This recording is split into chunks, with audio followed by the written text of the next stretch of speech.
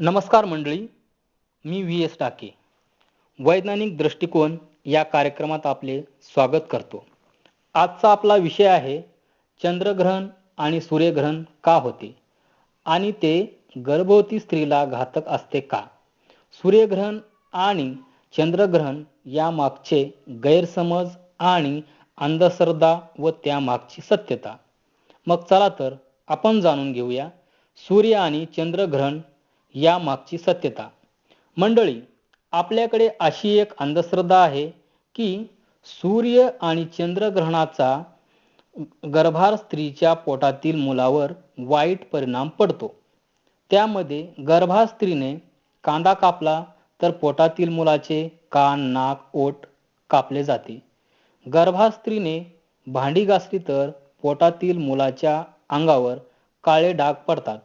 गर्भार स्त्रीने आपले अंग, बोटे वगैरे मोडले तर पोटातील मुलाचे अवयव मोडले जातात. ग्रहण काळात गर्भार स्त्री जर झोपली तर तिच्या पोटातील मूल हे आंधळे जन्मते किंवा पोटातील मूल हे अपंग जन्माला येते. या भीतीमुळे सर्वसामान्य लोक ग्रहण पाळतात. पण या मागचे सत्य काय, याबद्दल विज्ञान काय सांगते हे आपण पाहू. सूर्य आणि चंद्रग्रहण म्हणजे नेमके काय हे आधी आपण पाहू. सूर्य आणि चंद्रग्रहणाबद्दल जनसामान्यात असे अनेक गैरसमज आणि अंधश्रद्धा आहेत. त्यात प्रथमतः सूर्यचंद्रास राहूकेतू नावाचे राक्षस खाऊन टाकतात. त्यामुळे सूर्य आणि चंद्रग्रहण होते असे लोक म्हणतात. पण आपण थोडा विचार केला तर आपल्याला लगेच समजेल की सूर्य आणि चंद्र हे विशाल असे ग्रहतारे आहेत. अशा विशाल महाकाय ग्रहताऱ्यास कोणताही राक्षस खाऊ शकत नाही. जरी खाल्ले तर मग हे ग्रहतारे ग्रहण समाप्त झाल्यावर कसे दिसतात हा मोठा प्रश्न पडतो. असो, ही एक अंधश्रद्धा आहे. सूर्यग्रहण, चंद्रग्रहण होणे ही एक दैवी घटना आहे असे लोक मानत होते. पण खगोलशास्त्र आणि प्रकाशशास्त्र यांच्या अभ्यासातून ग्रहणाचे कारणे वैज्ञानिकाला माहिती झाली आहेत. सूर्य आणि चंद्रग्रहण हा सारा सावल्याचा खेळ आहे. हे सर्व 6वी-7वीच्या पुस्तकात आले आहे. पृथ्वी आणि सूर्य यांच्यामध्ये अंतर आहे जवळपास 15 कोटी किलोमीटर. चंद्र आणि पृथ्वी यांच्यामधले अंतर आहे जवळपास 4 लाख किलोमीटर. पृथ्वी हा एक दगडमातीचा ग्रह आहे.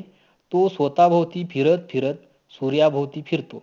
चंद्र हा पृथ्वीचा उपग्रह आहे. तो स्वतःभोवती फिरत फिरत पृथ्वीभोवती फिरतो.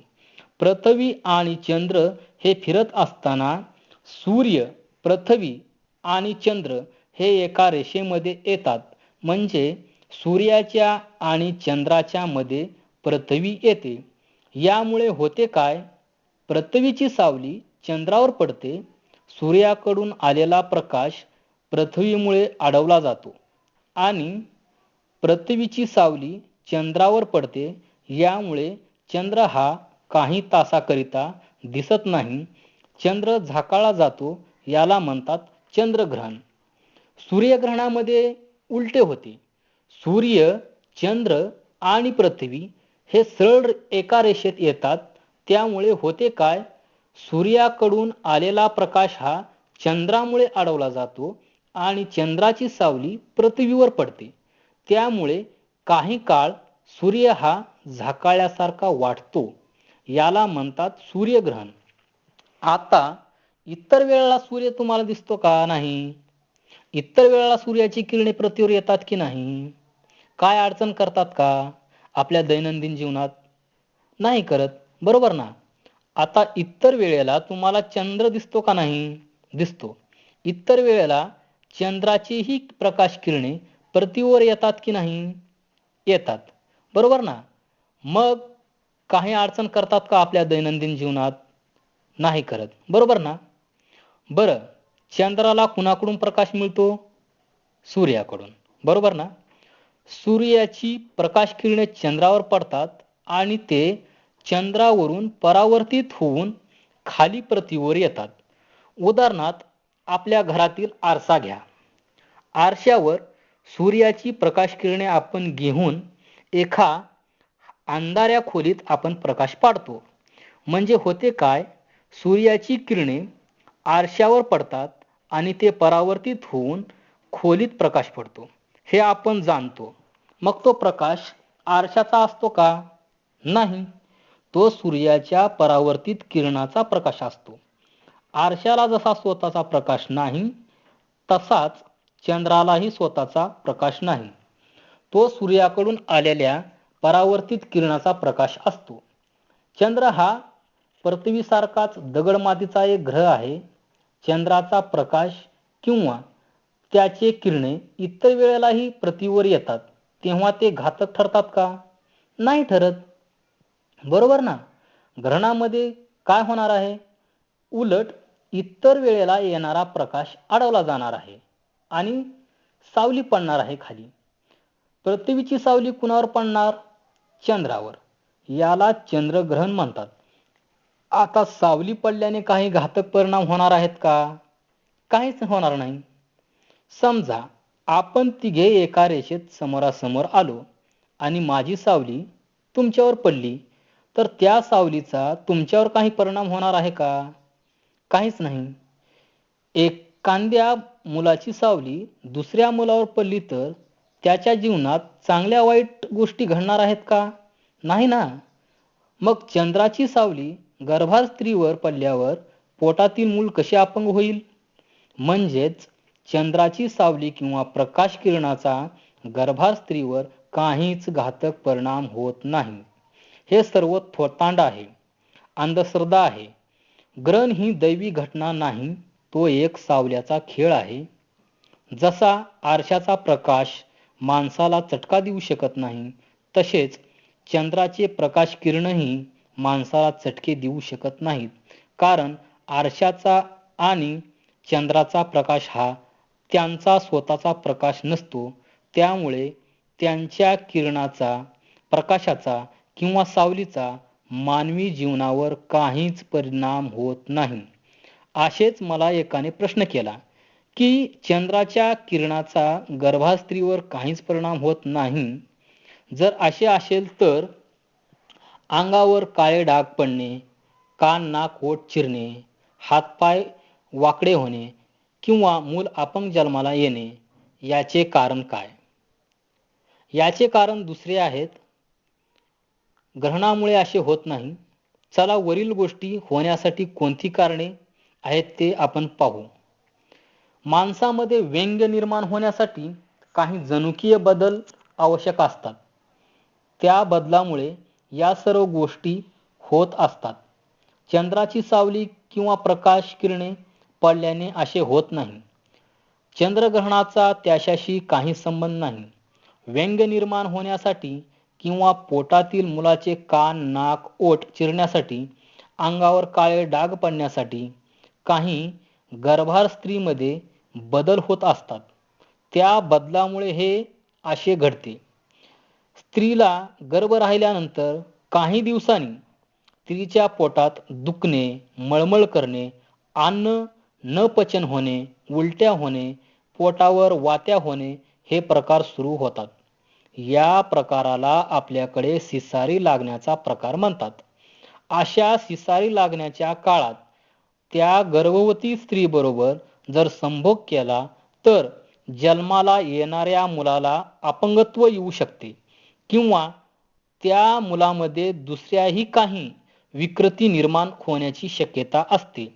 उदाहरणार्थ कान नाक ओठ कापणे, अंगावर काळे डाग पडणे अशा विकृती निर्माण होऊ शकतात. दुसरी गोष्ट, गर्भार स्त्रीला 5व्या महिन्यापासून काहीही खाण्याची इच्छा निर्माण होते. या प्रकाराला आपल्याकडे डोहाळे लागण्याचा प्रकार म्हणतात. डोहाळे लागण्याचे मुख्य कारण म्हणजे गर्भवती स्त्रीच्या शरीरात ज्या पौष्टिक अन्नतत्वाची कमतरता निर्माण होईल त्या प्रकारचे अन्न पदार्थ खाण्याची गर्भवती स्त्रीला इच्छा निर्माण होते. म्हणून स्त्री आवश्यकतेनुसार कधी माती तर कधी आंबट पदार्थ, चिंचा तर कधी गोड मिठाई खाण्याची इच्छा स्त्रीला होते. याला डोहाळे लागणे म्हणतात. गर्भवती स्त्रीला जे पदार्थ खाण्याची इच्छा किंवा तिचे लागलेले डोहाळे पूर्ण केले तर गर्भवती स्त्रीच्या पोटातील मुलाच्या वाढीला आवश्यक असणारे पौष्टिक तत्व मिळतात आणि जन्माला येणारे मूल हे निरोगी व सदृष्ट जन्माला येते. आणि जर का गर्भवती स्त्रीला जे अन्न पदार्थ खाण्याची इच्छा किंवा तिचे डोहाळे पूर्ण नाही केले तर गर्भवती स्त्रीच्या पोटातील मुलाच्या वाढीला आवश्यक असणारे पौष्टिक तत्व मिळणार नाहीत आणि जन्माला येणारे मूल हे अनेक विकृती घेऊन जन्मास येऊ शकते. हे सारे गर्भवती स्त्रीच्या शरीरातील जनुकीय बदलामुळे होत असते. चंद्रग्रहणाचा यात कसलाच संबंध नाही. तरी पण लोक ग्रहण पाळतात. ही निव्वळ एक अंधश्रद्धा आहे. तुम्ही म्हणाल की अंधश्रद्धा आहे तर मग चंद्रामुळे समुद्राला भरती ओहोटी कशी येते? जर हे चंद्राच्या गुरुत्वाकर्षणाचा परिणाम असेल तर असाच परिणाम गर्भवती स्त्रीवर का पडणार नाही? बरोबर. मुळात भरती आणि ओहोटी का होते हे जाणून घ्या. भरती आणि ओहोटी होण्यास नैसर्गिक कारण आहे. पृथ्वी, सूर्य आणि चंद्र याचे जे गुरुत्वाकर्षण असते या एकमेकाच्या गुरुत्वाकर्षणामुळे समुद्राला भरती आणि ओहोटी येत असते.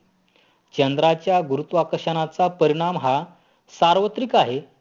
समुद्रावर जरी त्याचा परिणाम पडत असेल तरी त्याचा गर्भवती स्त्रीवर किंवा मानवी जीवनावर कसलाच परिणाम पडत नाही.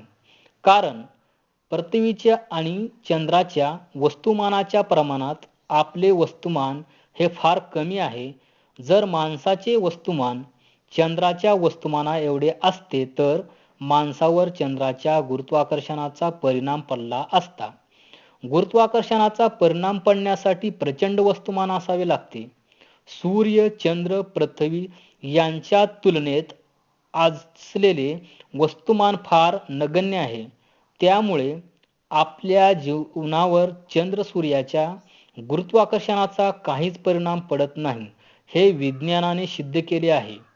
समुद्राला जशी भरती आणि ओहोटी येते तशी नदीला भरती आणि ओहोटी येत नाही. कारण समुद्राच्या पाण्याच्या तुलनेने नदीचे पाणी कमी आहे. नदीचे वस्तुमान समुद्रापेक्षा कमी आहे. त्यामुळे जरी तुम्हाला भरती आणि ओहोटी येत असली तरी नदीला भरती ओहोटी येत नाही. चंद्राच्या गुरुत्वाकर्षणाचा परिणाम जरी समुद्रावर होत असला तरी तो परिणाम नदीवर होत नाही. भरती ओहोटीच्या वेळी समुद्र किनाऱ्यावर एखाद्या भांड्यात पाणी भरून ठेवले तरी त्या भांड्यातील पाण्यावर सुद्धा चंद्राच्या गुरुत्वाकर्षणाचा काहीच परिणाम पडत नाही. कारण समुद्राच्या पाण्याच्या तुलनेने भांड्यातील पाण्याचे वस्तुमान फार कमी असते. म्हणून चंद्राच्या गुरुत्वाकर्षणाचा मानवी जीवनावर कसलाच परिणाम पडत नाही किंवा गर्भवती स्त्रीवरही कसलाच सूर्य चंद्रग्रहणाचा परिणाम पडत नाही. ग्रहण काळात घरातील पाणी दूषित होते हे म्हणणे बरोबर नाही. कारण घरातील भांड्यातील पाणी दूषित होत असेल तर विहिरीतील, तलावातील पाणीही दूषित झाले असते. ग्रहण काळात पाणी दूषित झाले म्हणून ते फेकून देणे ही एक अंधश्रद्धा आहे. बाकी काहीच नाही हे लक्षात घ्या.